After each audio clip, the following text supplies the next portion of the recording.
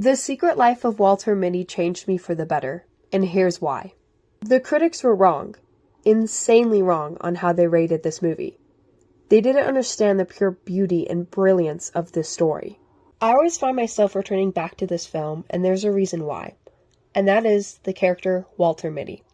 He challenges the theme of what it looks like to live in fear, and by contrast, what it looks like when you choose not to. The Daydreamer.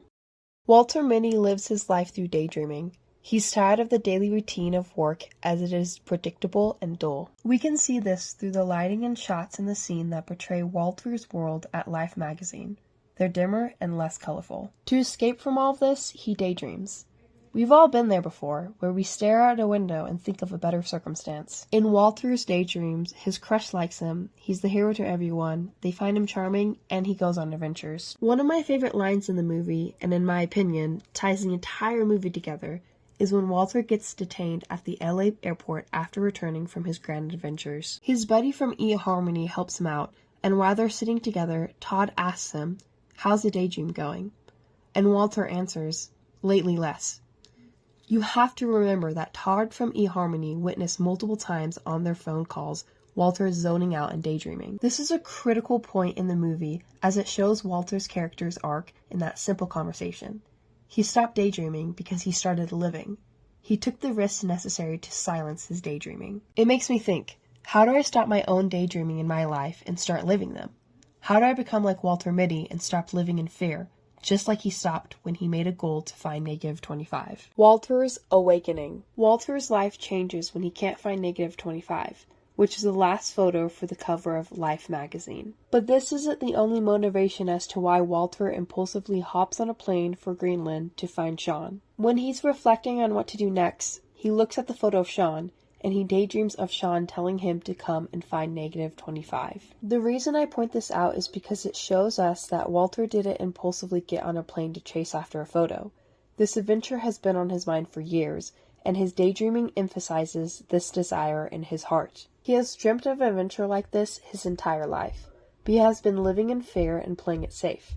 He has chosen responsibility every time, and this is his breaking point. When he lands in Greenland and eventually makes it to Iceland, he starts to live, and he is alive. We can see this shift as he hops on a helicopter with a drunk pilot, jumps into a freezing sea with a shark, and chases after an erupting volcano. He's been asleep his whole life, but he is now awake. We see that in the scene when he gets rescued from the shark. He touches the man's face and asks, "Did that really happen?" He's not living in his head anymore. He's actually experiencing life. As he continues on his adventure to find Sean, he soon runs into a dead end and has to return to work without the photo. Walter feels defeated and throws away the wallet Sean gives him, symbolizing Walter going back to his old ways of living. He threw away his life. He threw away what it meant to live. When he returns, he is fired from his job, and the girl of his dreams is back with her ex, and he's empty-handed. We've all been there, where we feel like nothing is going our way, and the more we try, the less far we go. It isn't until his mother tells him that Sean visited her and that he's going to the Himalayas mountains to take a photo. With nothing left to lose, Walter embarks on another adventure and hires 2 helpers to guide him through the mountain. He has to face warlords, brutal weather, and climb the entire mountain to find Sean, and when he does, it's beautiful. Sean is patiently waiting to take a photo of a snow leopard, and Walter sits down next to him. He explained to him that he's been chasing him down this entire time to find negative 25. Sean simply explained that he was sitting on it. Walter looks at him confused, and he tells him that it's in the wallet. Walter explains to him that he threw the wallet away, and scolds him for doing that since the photo was important. Sean replies disappointingly and says that it was a shame since it was a quintessence of life. This statement is profound, as we later find out that his mother kept the wallet, and when Life magazine develops negative 25, it is a photo of Walter Mitty working. Meaning, Walter was a quintessence of life. He was the answer the whole time. He had the potential to live life. He just had to have a little push. Towards the end of the movie, he ends up getting the girl he likes, and in their conversation, she expressed to him how grateful she was that he gave a longboard to her son. Walter goes on to express that he thought she had gotten back together with her ex, since he was there when he dropped by. She laughs it off and then says, "You have a strong imagination." But no, I love that statement, because it highlights that his own imagination and daydream can get in the way, and that living in your head is always a good thing. This resonates with me as I can relate so well to living in my own world and imagination, and I would bet that you do too. We can see that it's not always a bad thing, as his daydreaming eventually pushed him to go on these grand adventures, but they also made him lose confidence to pursue his crush. There has to be a balance to adventure, a balance to responsibility, and a balance to daydreaming. What can we learn from Walter Mitty? There is a big takeaway from all of this, and that is Walter Mitty took the leap of faith. But it didn't happen all at once.